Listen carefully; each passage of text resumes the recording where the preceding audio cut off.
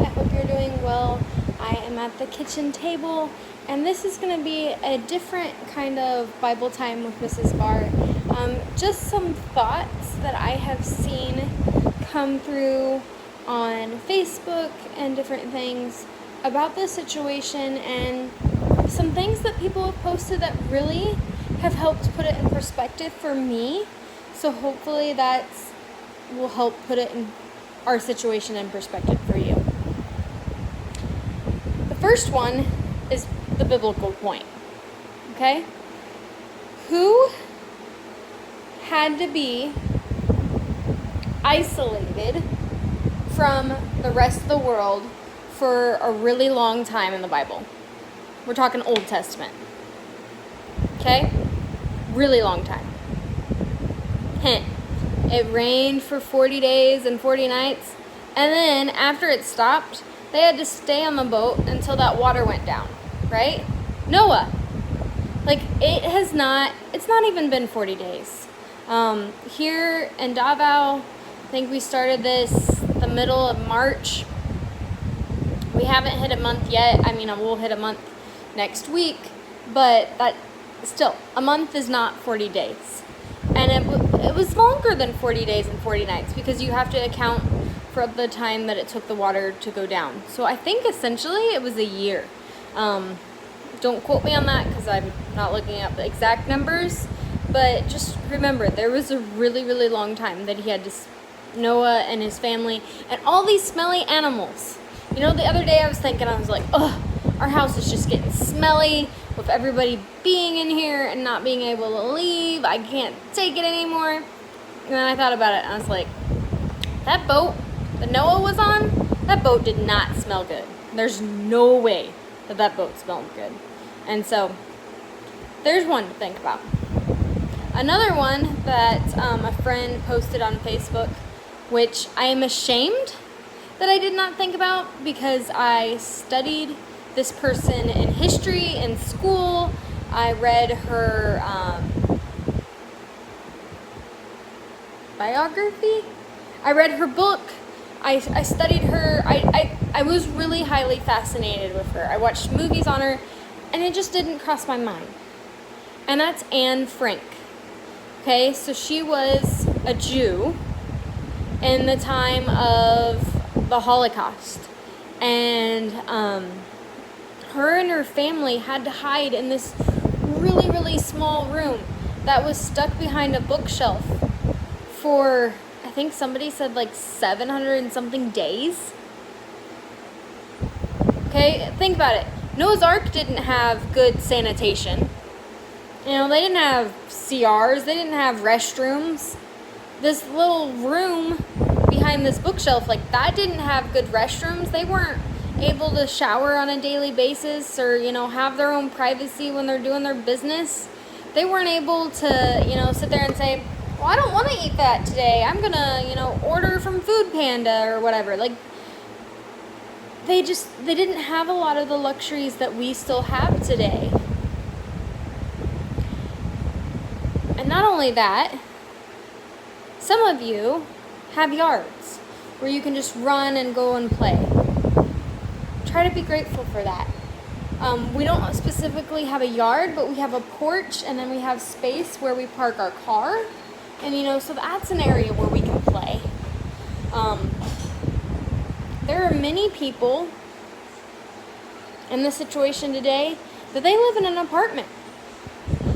And some of those people might not even have a patio, might not even have space to go outside. And so they walk through their door and they're supposed to stay in there. And I'm specifically talking to kids because you guys are the ones that have been told that you can't go out. It's not like you can be the one to go out and get groceries or whatever. And so it's harder on you. But as kids or family or whatever, I want you to remember, if you've got a yard where you can go, run around in that yard, great. If you have a patio where you can run around and do stuff, great.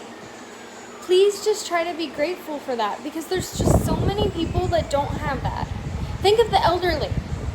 Unless their nursing home or their care home that they're at has a yard and space for them to go out, a lot of them can't go out. And not only that, in nursing homes, the older people feel isolated. They feel alone, they feel scared. And the more and more that happens, a lot of them just end up dying because they can't take the loneliness, they can't take the sadness anymore. It's just really, really hard on them.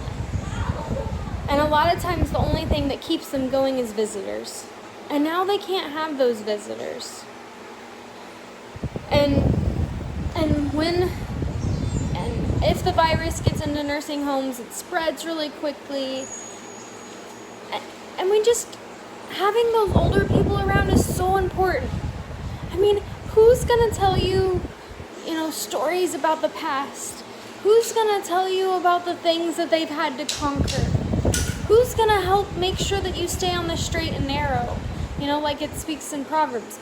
We need our elderly people to guide and direct us and to put a smile on our face and to tell us those, amazing stories of how they survived on, $5 a month or whatever. Like, those are the kind of things that keep us going. Don't get me wrong. I know this is hard. I know it is challenging for everybody. But I just want to make sure that we're putting the situation in perspective. We need to be grateful if our mom and dads can stay home. If they're not the ones that are on the front lines and having to be in the hospitals. If you're watching this and you're from FIA, we have a 5th grader and an 8th grader that their dad's a doctor. And right now his life is busier and more stressful, and we need to remember to pray for them. We have kids we have a student in the middle school and the high school where their mom is a midwife. And so things look different for her. And she's got to be encouragement for others. And not only that, these people are having to decide, is it okay for me to go home to my families? Do I need to find a different place to stay? There's just so many different things to think of. And I'm not saying this to be preachy. I'm saying this to remind myself. Because I want to make sure that I am grateful for every day, every moment, every second, for everything I have. And doing this helps me, think of things and have that list. I'm thankful that we started fostering the twins when we did, so that we have them and are able to cuddle them through this time and be with them and just to have a full and fun house. I'm thankful that we had the means to stock up on the things we needed. I'm thankful that we've had people offer to go out and get different groceries for us when they're out shopping. I know that you guys have so many things to be thankful for. And so I want to encourage you. Think of as many things as you possibly can. Write them down. Let's make a big list. Think about it, write it down, whatever, and go share that list with somebody. I also want you to think about your history, maybe do some research. Let's find all the people in history that have had to be in isolation and how it might affect them and what they might be going through or have gone through. A lot of times when we look at other people's situations and we realize, we really don't have it as bad as we think we do, it helps put things in perspective. And maybe that's what we need to do right now. So something to think about.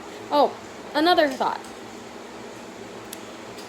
Underground churches that are in secret, whether that's China, North Korea, or whatever, they are meeting in isolation all the time. And a lot of times those families have to stay hidden because of their faith or whatever they're doing.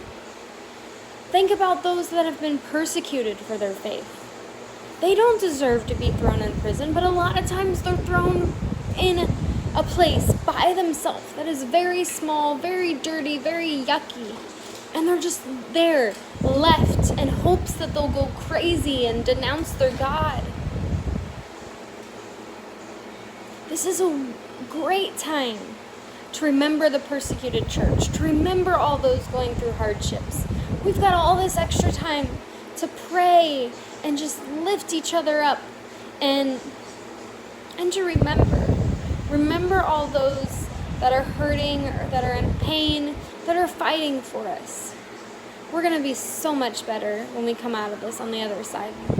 So I hope that you know and understand that there's many in history that have been through so much more than we have. And we can do our part by staying home. Have a great day. God bless. Bye.